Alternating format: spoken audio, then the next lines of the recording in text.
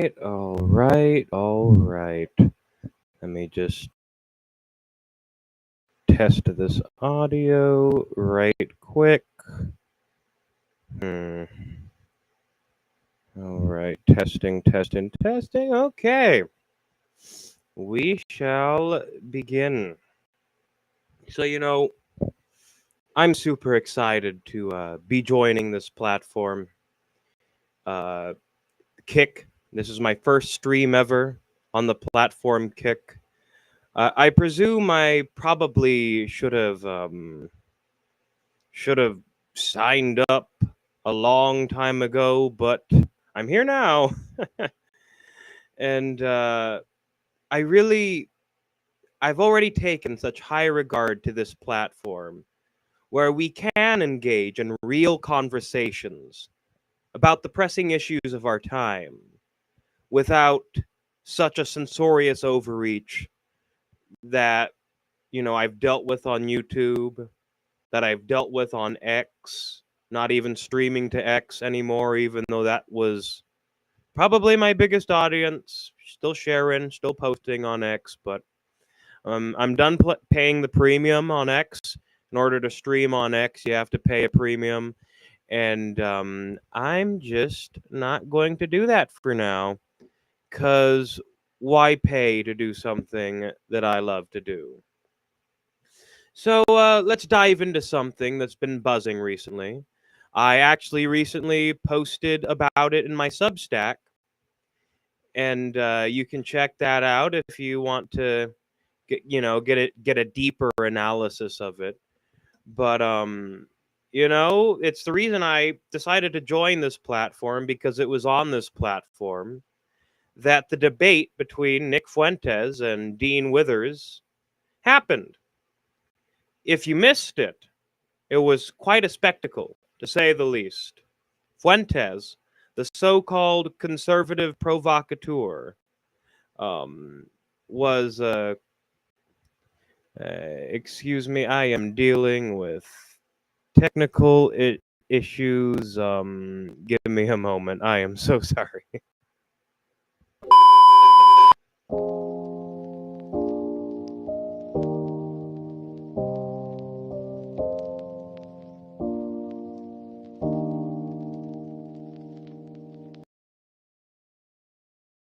Okay, technical issues dealt with. Thank fucking God. It's actually my first time using Restream. I've been using StreamYard for the longest time, so you're gonna have to bear with me. But yeah. Uh, yeah. Nick Fuentes, the so-called conservative provocateur, squared off against Dean, a Gen Z TikTok influencer who I would say represents the woke left. The whole thing was less about finding common ground and more like watching a bizarre moral circus. You know, politics for me, and politics for everybody, really used to be about changing minds. None of what I saw there changed any minds, but it got a lot of fucking views.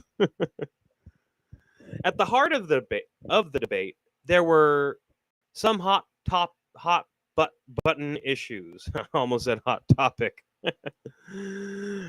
Christian nationalism, gender roles, and the so-called superiority of traditional morality. And when we're talking about traditional morality, I always pose the question: well, which tradition? There's many traditions, and so it's kind of it's a deep term, and it's too often simplified by people, I think.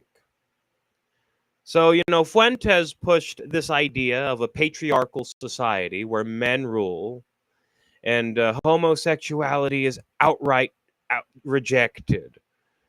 And I've always thought that he was quite a Twinkie looking person. And so, really, I just have to wonder if this is self hate. Because here's where it got interesting. Fuentes claimed to practice celibacy, yet also identifies as asexual. And there's a lot of confusion there. And it raises questions about his credibility, especially since he used his religious beliefs to back up these claims. Dean, on the other hand, defended inclusivity and gender equality, but defended it in a way that, I can't I can't stamp my name besides. Not me. It's I usually when I debate somebody, unless I really find them absolutely grotesque, and I guess I can kind of sort of get where somebody is coming from uh, when how do I say when I just I usually try to argue my damnedest from good faith, even when the person I think is absolutely grotesque. This debate really highlighted the extremes on both sides, I have to say. And I say that because I think Dean was a real low-hanging fruit, and perhaps that was intentional. The woke left and the groypers are feeding off each other's outrage, creating this toxic political climate that makes civil discourse nearly impossible.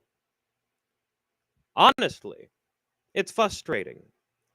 I miss the days when people could have good faith discussions, as I said, instead of getting lost in outrage culture. And I think nothing epitomizes the getting lost in outrage culture more than Andrew Tate taking Dean's bait and kicking Dean out of the chat. And you know, I know that shit libs can get under your skin. They can command such a mastery of the English language. It's happened to me where they can trigger just a response that ultimately does nothing for your side of the argument's credibility in the field of changing minds, which politics used to be, maybe could be again. I don't fucking know. So in the end, I think both sides came out of that debate looking worse for wear. There's no real path forward in these discussions that they had. Just a lot of noise. And a lot of popular noise at that. That's why I'm fucking discussing it. But if this is really the state of our political discourse, maybe a civilized national divorce wouldn't be such a bad idea. That way, the direct democracy people, the republic people, and the goddamn monarchists can all get what they want, maybe. I think dividing the country in these three forms of governances, I don't think that's such a bad idea. You tell me. Give me a comment. And I have somebody watching me from Kick who commented,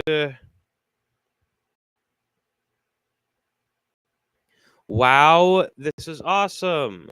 I'd love to join your next streams. Add me on Discord so I can stay updated. Okay, I will do that. I am making friends on this app. And that's what I'm going to do. Again, like I said, I should have joined earlier. Can't believe it, took this debate, if you can even call it that, for me to get up on this platform. But, it's what I decided to do. All right, so let's get back to my notes.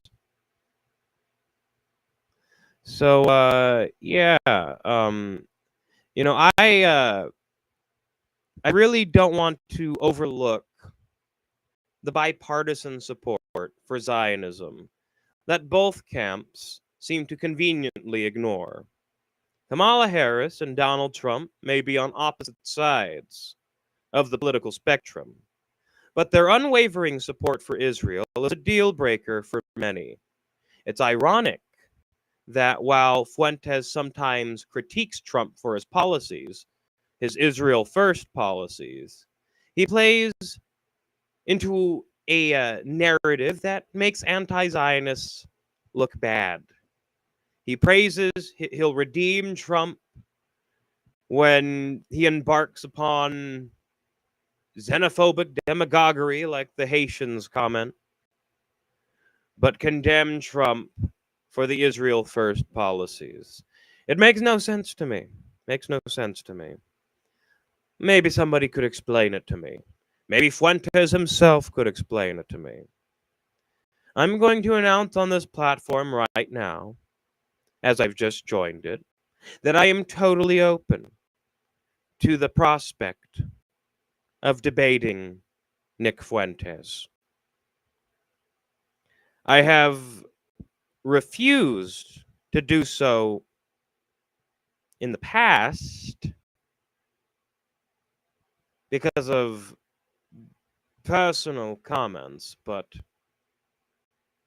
I am called to be salt and light. And that's what I'm going to do. Be salt and light. So, in the end, I think both sides came out of that debate looking worse for wear.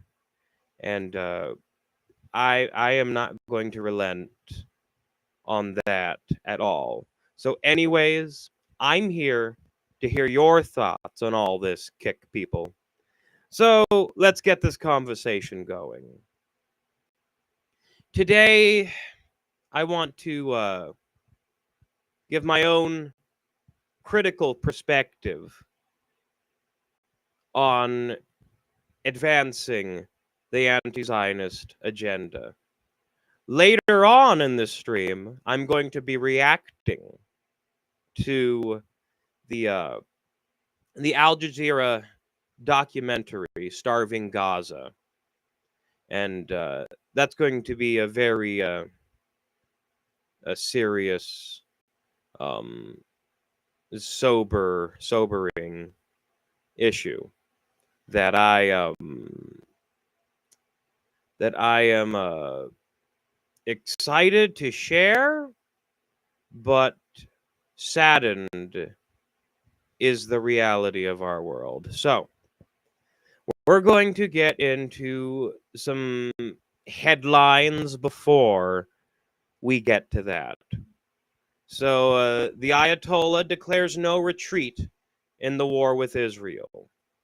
Ayatollah Khamenei's powerful speech on October 4th sent shockwaves throughout the region and the world, vowing that Iran and its allies will not back down from the fight against Israel. He praised the heroic efforts of Hezbollah and Hamas, defending recent missile strikes on Israel, as a minimal response to decades of oppression. Khamenei positioned Iran as a leader in the resistance to Zionist apartheid, stressing that the continuous subjugation of Palestinians is a crime that must be repaid with steadfast resistance. The Ayatollah's comments directly challenge Israel's so-called invincibility. While Israel flaunts its military prowess and alliance with Western imperialist powers, the cracks in its armor are beginning to show. It is worth noting that despite decades of foreign funding and political support, Israel's inability to quash Palestinian resistance signals that its existence depends on external power structures, not domestic legitimacy. The next headline, The View and Melania Trump's Silence, a symptom of American complicity. The host of The View lambasted Melania Trump for her eerie silence and distance from her husband's 2024 campaign, speculating, positing conspiracy theories about her influence on Donald Trump's foreign policies, particularly his slavish support for okay, that note was incomplete. Okay, never mind. They're actually lying. They're saying that Trump supports Project 2025. No, he doesn't. Support for Project 2025. Um, that's not true. To a lot of people in his movement's dismay, but that's just not true. While it's easy to dismiss this drama as daytime gossip for me, I do think it reflects one deeper issue. Mainstream American figures, including Melania, seem to either ignore or actively endorse Zionist oppression. Melania, like many politicians and public figures, never spoke out about the atrocities in Palestine while in the White House, and while her husband moved the U.S. Embassy into Jerusalem, setting the pace for the stokings of the fires of war. Her silence as our First Lady represents the broader American complicity in propping up Israel's apartheid regime. The selective outrage we see from the hosts like The View over trivial matters like Melania's interest in her husband hides the real issues. How can these same figures remain silent on Israel's war crimes? The View, Melania, all them alike, while celebrating meaningless gestures of diplomacy. And that is the question that I posit to all of you. Another headline, Israel's F-35 supply disrupted by Iran's strikes, a major blow. Iran's recent missile strikes have dealt a serious blow to Israel's F-35 supply chain, disrupting its military capabilities. For years, Israel has relied on the most advanced weaponry funded by the U.S. to maintain its dominance in the region. But Iran's strikes prove that even Israel's high-tech defenses are vulnerable, despite it boasting about having an invincible military. Zionist arrogance is now facing a harsh reality. The tide is turning across the East and about half of the West, which wasn't the case with the West before. Israel's reliance on U.S.-supplied F-35 jets is emblematic of its parasitic relationship with Western powers. Without America's unwavering financial and military support, Israel's military supremacy crumbles. And that's why I even argue that maybe the United States is under a form of Zionist occupation, given the fact that our leaders, so-called leaders, are so loyal to unconditional aid to Israel, despite consistent polling, scientific polling showing that more than half of the country opposes unconditional aid to the Zionist state, revealing the fragility of a state propped up by colonial interests rather than moral legitimacy, domestic legitimacy. Only legitimacy gained by buying off politicians for millions so that they can therefore get billions. That's one way to invest your shekels. Black America continues to stand with Palestine. You know, I can say firsthand that through the relationships that I've had throughout Black America, be they the Honorable Minister Louis Farrakhan or former U.S. Representative Cynthia McKinney, I find that as Zionist aggression rages, Black American communities remain steadfast in their support for Palestine. For decades, Black activists have drawn parallels between their own struggles for civil rights and the Palestinian fight against apartheid. Figures from Malcolm X to Angela Davis have exposed how Zionist oppression mirrors the systemic racism faced by Black Americans. In 2024, these connections are even more apparent as Black Lives Matters groups, and even though I have my qualms with Black Lives Matter groups, but other more legitimate activists as well raise awareness about the genocidal tactics Israel uses against Palestinians. Their solidarity isn't just rhetorical, it's a reflection of the shared struggle against systems of white supremacy and colonial domination.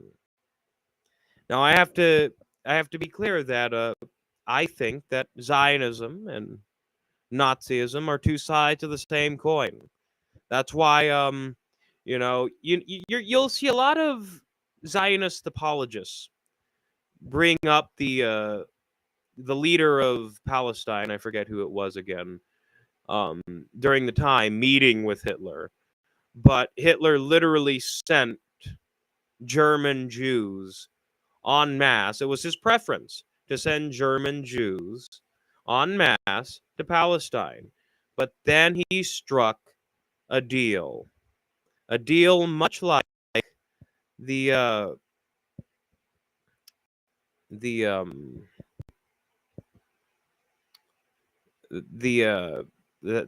God, it's earlier in the morning. The terms aren't coming to me right now. The declaration, the something declaration. The British Declaration of promises to install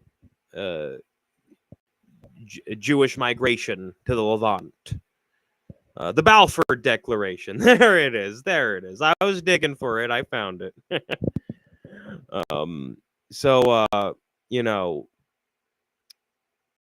But yeah, the solidarity of Black Americans isn't just rhetorical. It is indeed a reflection of a shared struggle. Just as Black Americans fought against Jim Crow, they see their fight for justice reflected in the Palestinian struggle for freedom. It is a reminder that anti-Zionism isn't just a Middle Eastern issue, an Eastern issue, or maybe half of the West's issue. It's a global battle against settler colonial violence. As Israel continues its bloodshed, we must ask, how long will the world turn a blind eye? And with that discussed, I have this documentary that I wish to respond to, and I'm going to share it with you all now.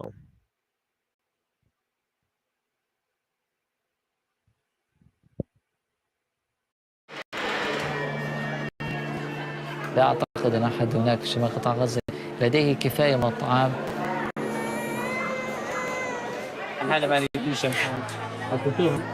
والأعداد أكبر من الطاقم المتواجد في قسم سوء التغذية. Every day, the cries of hungry children fill the halls of Kamal Adwan Hospital in North Gaza. Some children here at the malnutrition clinic have never known a full meal in their lives. After the Hamas attacks on October 7th, Israel cut off fuel, food and water from Gaza. Within weeks, starvation had spread in the north. Israel doesn't allow foreign journalists into Gaza, so we worked with Palestinian reporters who filmed for us at Kamal Adwan Hospital in June.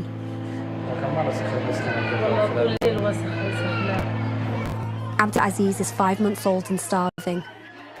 Dr. Ahmed Nasser has been taking care of him with what little resources the hospital has on hand.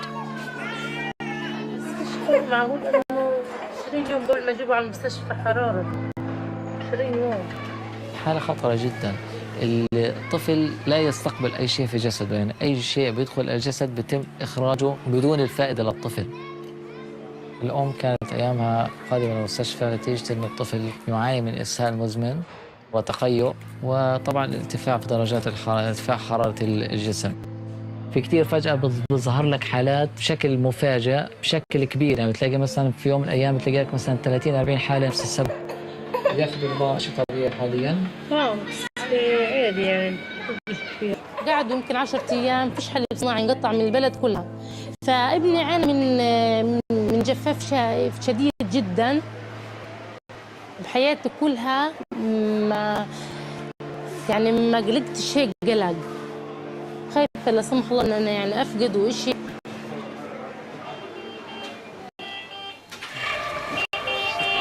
شوف هذا.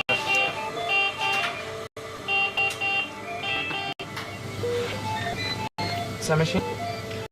On the second day of filming, Abdulaziz's heart stopped. يلا بالعجل. عشان الاستجيب بدنا نستجيب. ادرينالين يا جماعة مضروبين. بسرعة يا بسرعة.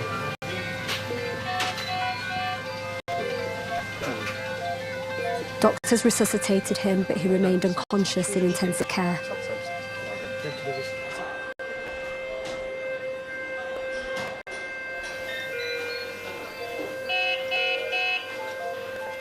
The following week, on June 30th, Abdulaziz al-Hurani died.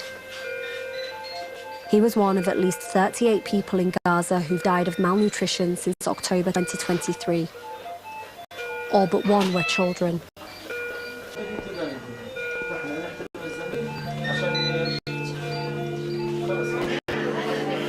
Israel and its most powerful ally, the United States, deny that aid to Gaza is being blocked. But our reporting has found that Israel has restricted the flow of humanitarian assistance since the start of war, creating one of the worst man-made famines of the 21st century.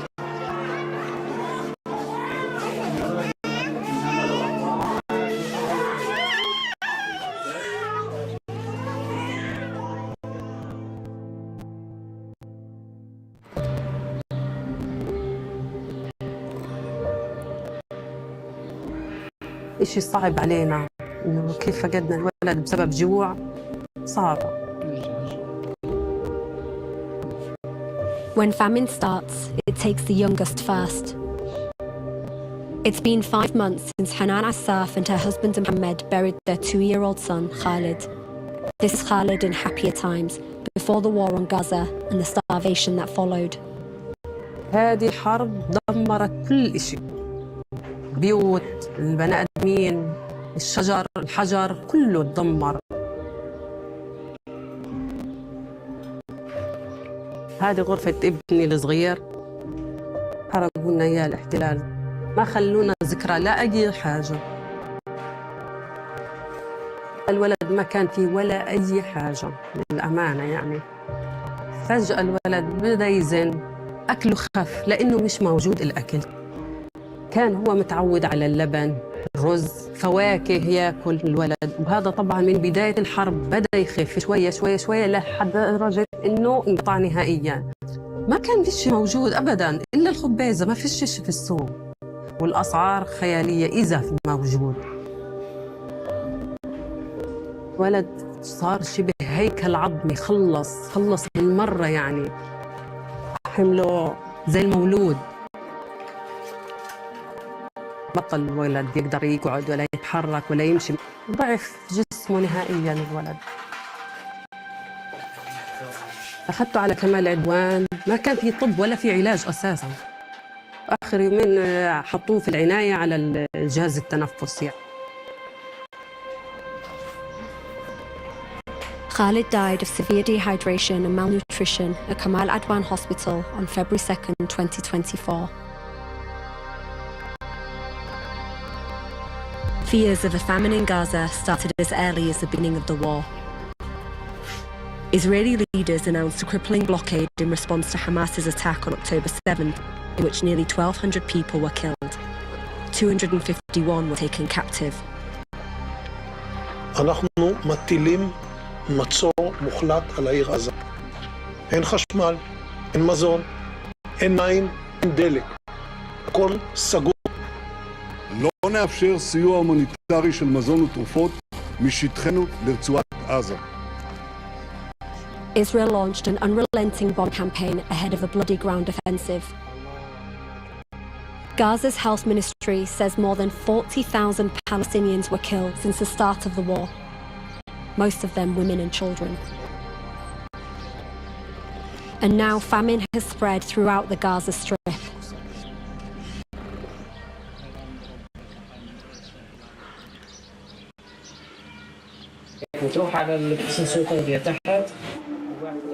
لم يتم تسجيل أي حالة سوء تغذية قبل الحرب. Dr. Ahmed Nasser is 28 and only 2 years out of medical school. He's a pediatrician at Kamal Adwan Hospital in North Gaza, where the most serious malnutrition cases are treated. His staff of 8 is responsible for hundreds of starving children. غالبية الحالات تيجي في إسهال مزمن، تيجي في أمراض في الصدر، لأنه في النهاية سوء التغذية هي تؤدي إلى ضعف للمناعة. كان هذه الأعراض أكثر ما ظهرت بعد 5 شهور من الحرب، وبلشت الأمور تزداد. فالكثير من الأعراض اللي ممكن طبعا من ضمنها اللي ممكن تؤدي إلى الوفاة. دكتور أحمد، السلام عليكم. ممكن تشرح شوية الوضع اليوم؟ كيف الوضع اليوم في غزة؟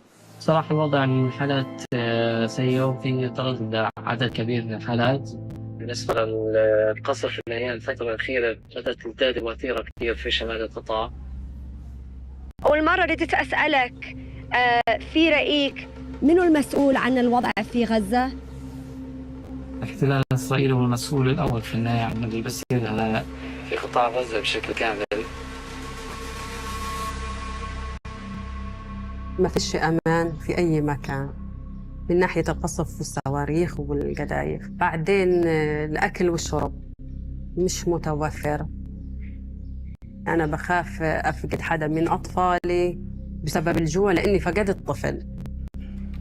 قبل كنا نفكر كيف بدنا نجوز أولادنا، نودي أولادنا جامعات، نفكر في المستقبل يعني. هل لقيتها ما بتفكر أصلاً إلا إنك تقدر توفر لأولادك حالياً الأكل والشرب خلاص. Israel has maintained a partial siege on Gaza since 2007 after Hamas was elected. Before the war, an average of 500 trucks of humanitarian aid and commercial goods entered Gaza each day. Now it's less than half that, despite the desperate need. And for months, the trucks that did try to get through were attacked by far-right Israeli groups as police and soldiers did little to stop them. إحنا ناس مدني ما إلنا بأي مشاكل. من أبسط الحقوق يتوفر لنا الأكل والشرب لأهل غزة. By July, independent UN experts said there was a full-blown famine in Gaza. But Israel says that isn't true and blames aid shortages on humanitarian groups. The US won't publicly admit Israel is blocking aid, which is a war crime. It is widely known and documented in the humanitarian community and the US government that Israel has been blocking humanitarian assistance since the start of the Gaza conflict. Stacey Gilbert was a senior officer in the US State Department and specialized in humanitarian assistance. She resigned in May after the Biden administration concluded Israel isn't blocking aid. They have made a policy decision to support Israel unconditionally. We conducted more than 20 interviews with the UN, aid workers and former US officials. They described how Israel restricts aid, denies deliveries and creates bottlenecks. What are those specific ways of aid being blocked? It's everything. There are administrative obstacles, not enough customs officials checking these items. The food that goes bad because it's waiting on the trucks. So it's like a spigot. They turn on, they turn off. They decide that some things can't go in, other things can. Aid workers' visas are denied or delayed. And when the pressure builds, they will allow more assistance in, but then the spigot gets turned off again. So Israel and the United States government will say, look, some assistance is going in. It's never been enough. And they know that. The US gives Israel billions of dollars in security funding each year. There's a US law that prohibits arms transfers to countries that are blocking humanitarian assistance. The administration deliberately denies the facts on the ground because it would trigger consequences to cut off security funding. It allows the weapon sales to continue. The weapons are the engine that fuel this war, and we are not taking responsibility for our role in it. And even when aid crosses the border, Israel makes obstacles for humanitarian workers to deliver supplies inside Gaza. Checkpoints, damage to roads, and lack of coordination delayed aid distribution and worsened the hunger crisis. We were hampered almost every single step of the way in the missions that I went on. There's a lot of restrictions on our access to places, which results in delays or even danger to staff. Tess Ingram was delivering aid to Kamal Adwan Hospital with a UN convoy in April when it came under fire near an Israeli checkpoint. Gunfire broke out and bullets hit the vehicle that I was in. Here, and then I went here. This one, here. My door and my window of our armoured vehicle. Do you know that it was the Israeli military doing the shooting, and who were they targeting? I know that the shooting came from the direction of the checkpoint, and it seemed to be aimed towards these apparent civilians who were just to the east of our convoy. Did you reach out to the Israelis about this, and what was their response? Did they investigate what happened? We were told that it wasn't from the direction of the checkpoint and that they weren't involved and no investigation was conducted. Did you manage to get the aid delivered? We were held there at that holding area for hours more, to the point that the mission wasn't feasible and we had to turn around and go back to Rafah. So these sorts of delays that really prevent us from doing our job, and at the end of the day, it's the kids that pay the price for that. And that is heartbreaking. And how do you explain that to a mum who is asking you, what can you do for my child? Nearly 300 aid workers have been killed so far. The majority were Palestinians working for the UN. This has been the deadliest conflict for the organisation since its founding. UNRWA, the UN Organisation for Palestinian Refugees, says many of its facilities and convoys have come under attack despite coordination with Israeli forces. Israel has tried to dismantle UNRWA for decades. It's considered the backbone of aid delivery. If it collapses, no other organisation could take its place. It's not just delivering aid that can be deadly. Scores of civilians have been killed while collecting it.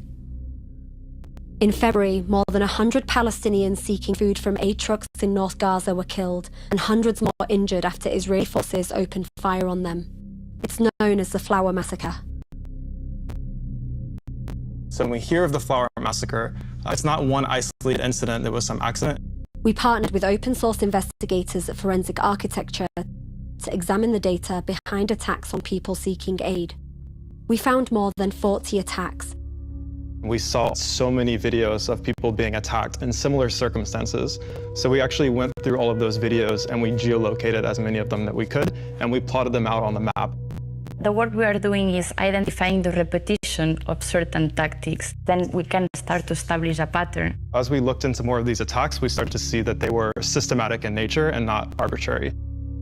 Looking at it like this, seeing that they're all concentrated here and here, could that be a coincidence? No, so those specific points of concentration, those are where civilians come to receive the aid. The investigation revealed that Israeli attacks didn't just kill civilians seeking aid. We also have attacks on bakeries. They also destroyed key infrastructure that received humanitarian assistance. When aid is initially distributed, flour is distributed to bakeries, bakeries are targeted.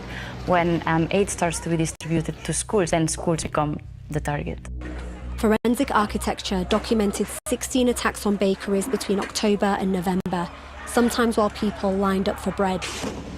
And 107 shelters that received aid had been destroyed up until January. We have attacks on aid personnel. This includes civil service workers like police. Then, at the start of the new year, there were attacks on police and civilians who escorted humanitarian convoys. Police had to suspend their operations in escorting the convoys. After that, World Food Program had to suspend its operations as well. And then the tribal communities started to step up to facilitate aid. And then we see strikes on those communities, specifically targeting those people. So this is purposeful. This is a purposeful military tactic, according to the data. Yeah, absolutely. The only thing you can conclude from that is that the consistency of attacks shows that it's systematic in nature. Israeli officials say over and over again that they are not intentionally denying people of Gaza aid and that they are not guilty of starving Gaza. I think the evidence points to the opposite. They're creating essentially a chilling effect so that it sends a clear message that if you're receiving aid, if you're planning aid, if you're working with it in any capacity, you are at risk, you're in danger. We asked Israeli authorities about the findings of our investigation. They did not respond.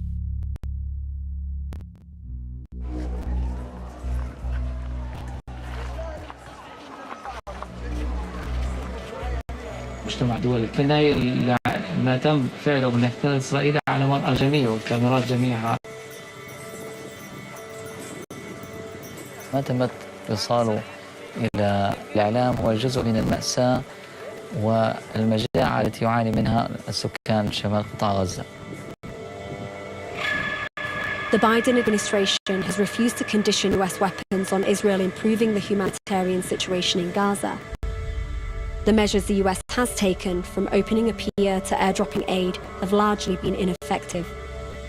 عندك رسالة للسياسيين الأمريكيين فشي بسيط إلا نقدر نقول لهم أي شيء شو تريدنا نقولهم.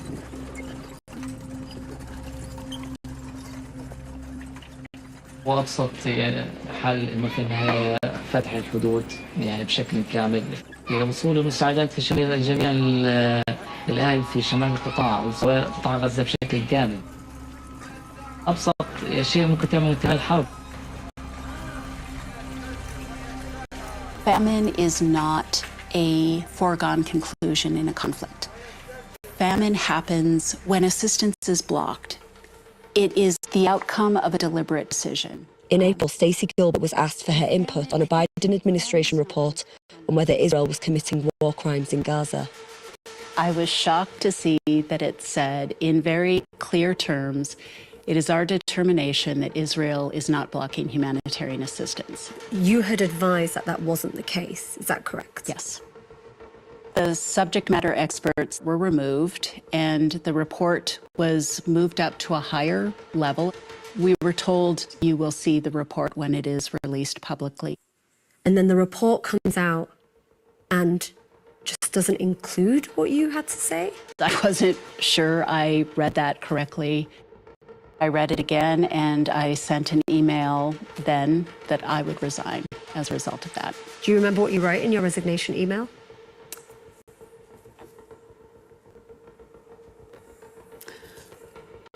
I said that report will haunt us.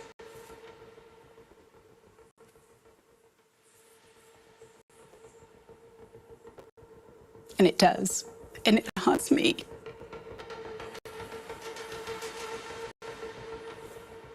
The determination that Israel is not blocking humanitarian assistance is patently, demonstrably false.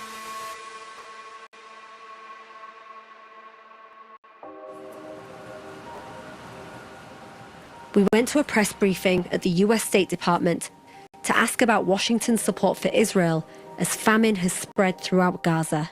We've had aid organizations and relief groups who've said over and over again that Israel is using starvation as a tactic of war. How do you respond to the allegations of complicity of the US government, and what more will it take for the US to stop Israeli military funding? So is the United States that has secured all of the major agreements to get more humanitarian assistance into Gaza. Going back to the very early days, the first week after October 7th, when the secretary traveled to the region and the president traveled to Israel, and together convinced Israel to open Rafah crossing to allow humanitarian assistance in. It has not been enough. There are obstacles. Sometimes those are logistical obstacles coming from Israel. Sometimes those are the nature of moving humanitarian assistance around in an armed conflict. Under US law, it is required that any country receiving military support must not obstruct the flow of humanitarian aid during war. And every major rights group, from the United Nations to Human Rights Watch, has said that Israel is using starvation as a tactic of war. Do you disagree with them? And are you, one final question, are you not afraid of completely losing legitimacy, of being seen as being hypocritical when it comes to supporting human rights in one country, but not when it comes to Palestinians? Let me just answer the first question. So I would encourage you to read the report that we issued on this very question 2 months ago that looked into Israel's compliance with international humanitarian law and their work and whether they had done a good enough job to let humanitarian assistance in. We said that there were some roadblocks that needed to be overcome, and we had worked to overcome those, and we had seen Israel take steps to allow humanitarian assistance in. When the President of the United States has to ask Israel to allow assistance in, that effectively is an admission that Israel is blocking humanitarian assistance. By the US not adhering to its own laws, do they have blood on their hands, the US government? Yes. We have made a decision not to control the thing that we have control over, and that is our military support to Israel. Even when we know they are blocking humanitarian assistance, which is a violation of our law.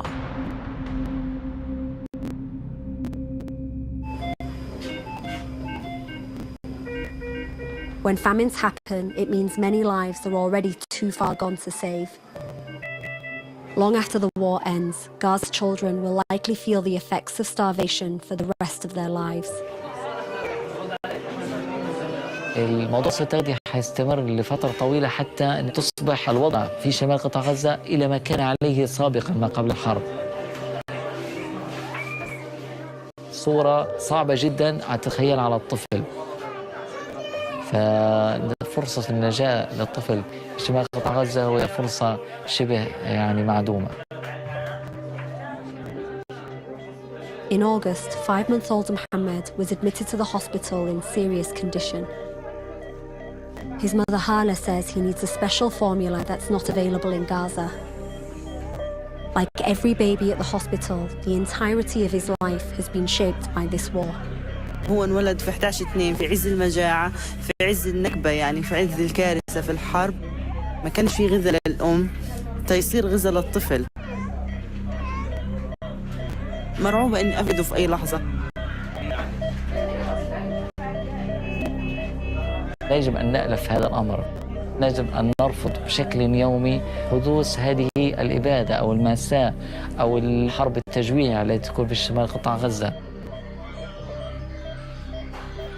الحقيقة هي أسوأ مما توصل إلى الكاميرات.